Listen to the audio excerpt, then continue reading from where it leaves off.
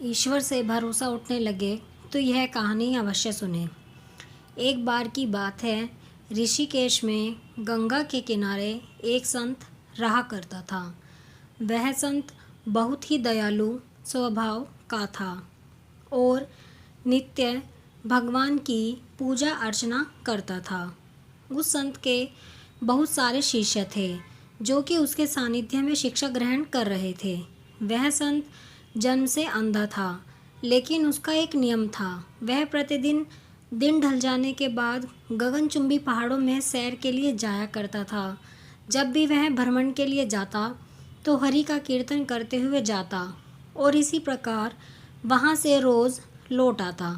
अपने गुरु को प्रतिदिन ऐसा करता देख उसके शिष्य असमंजस्य में पड़ जाते थे कि वे अंधे होने के बावजूद भी ऐसा कैसे कर लेते हैं।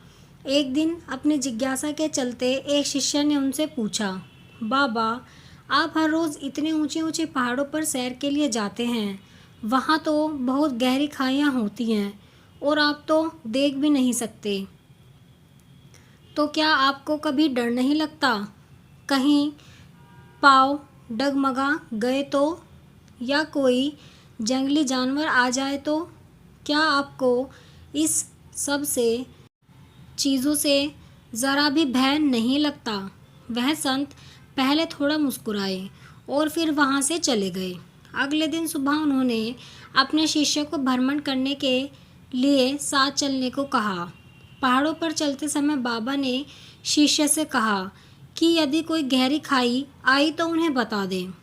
ऐसे ही वह दोनों चलते रहे और जैसे ही गहरी खाई आई तो शिष्य ने बाबा को इस बारे में बताया और कहा, बाबा, गहरी खाई आ गई है।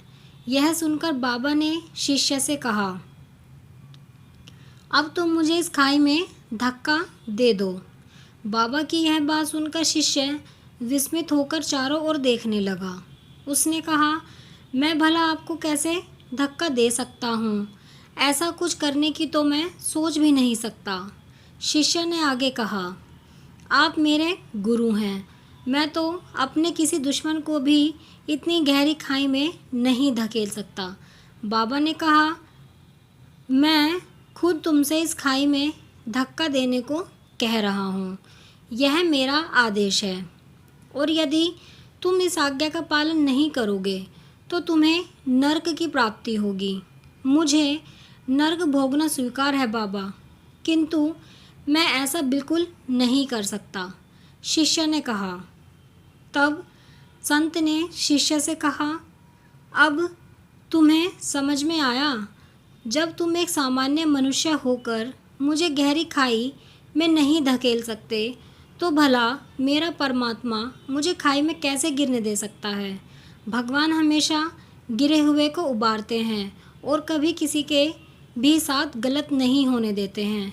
यह सुनकर शिष्य ने अपने गुरु को प्रणाम किया और इस सीख के लिए धन्यवाद दिया। इस छोटी सी कहानी से हमें यह शिक्षा मिलती है कि हमें कभी भी ईश्वर से अपने विश्वास को कम नहीं करना चाहिए।